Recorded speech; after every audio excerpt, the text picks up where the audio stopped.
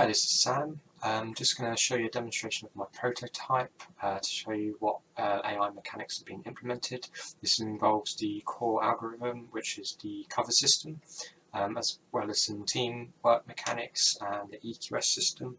So I'll show you a few tests of the AI fighting each other, like 1v1, 2v2, so we can see these mechanics working, and then I'll delve into the EQS. So this is test 1.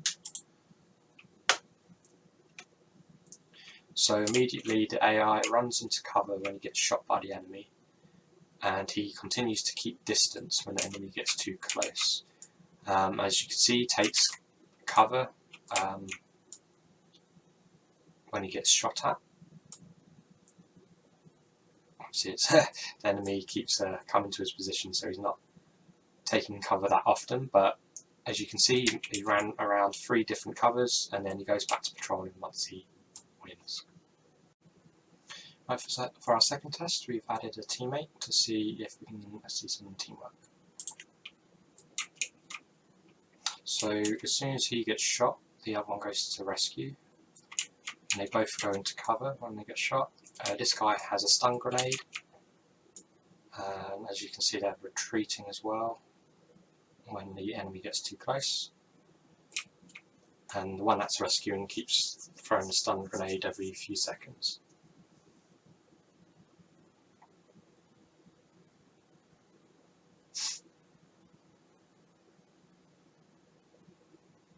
And the rescuer got closer as well because the enemy got too far away.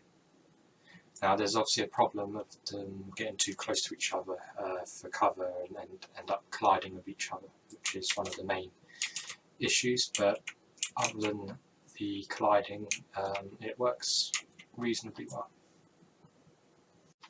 Right, this time we're going to do a 2v2. We'll probably start seeing some of the issues that crop up more when there's multiple AI, because there's confusion, but we shall see.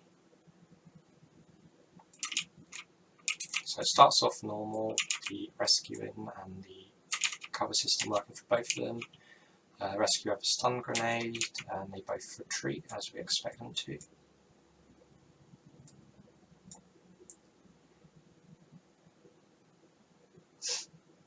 Yeah, there's a bit of issue here with a collision, which is one of the main things. Here we go, we had some healing done. The rescuer was low on health, so the helper healed him. The helper's actually killed his enemy, so he's coming now to rescue the rescuer.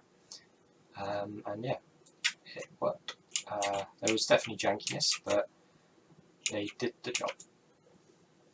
Right now I'll quickly show you the EQS queries. So I've got an EQS test born here in the scene, and it shows a live example of the items the query has created. So at the moment we have the random movement query, which is when the AI has no target and they're just randomly moving around the level.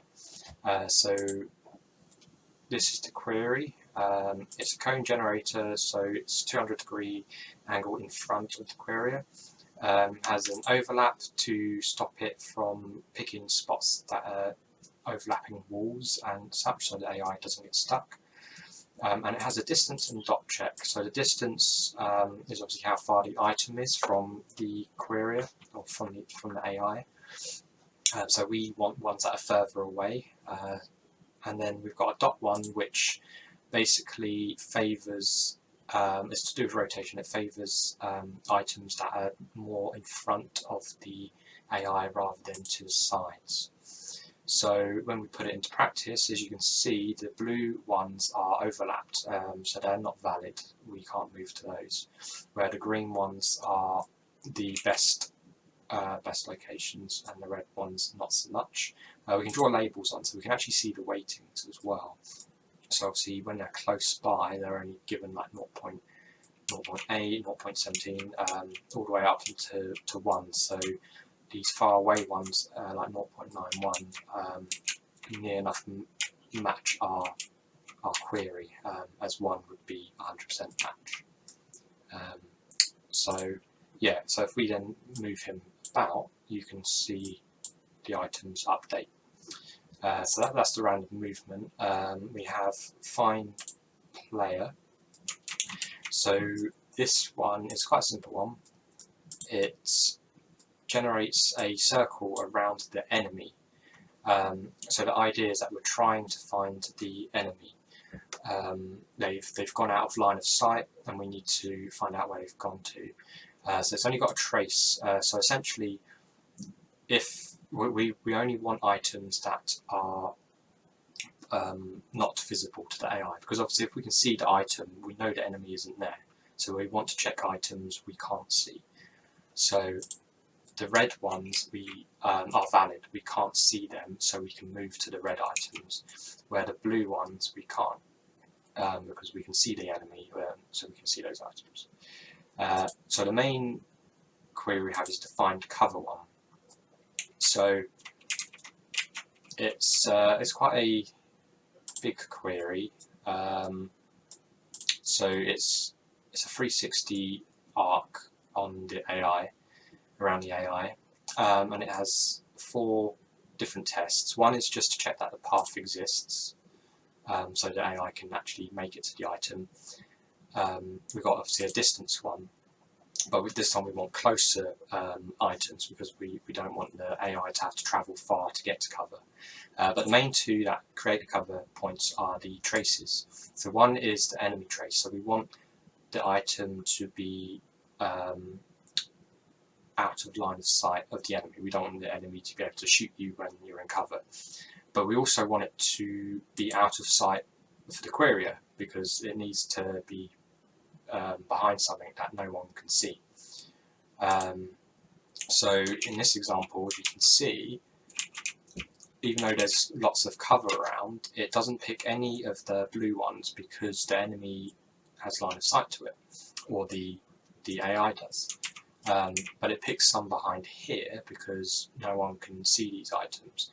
And obviously the closer ones to the AI are the higher scored ones, as you can see there. So if we move the AI about, we can see how it changes. So now the middle section has some points that we can go to, and now this middle cover is the best version.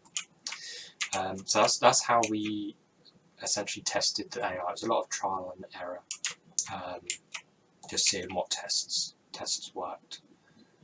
So yeah, that's that.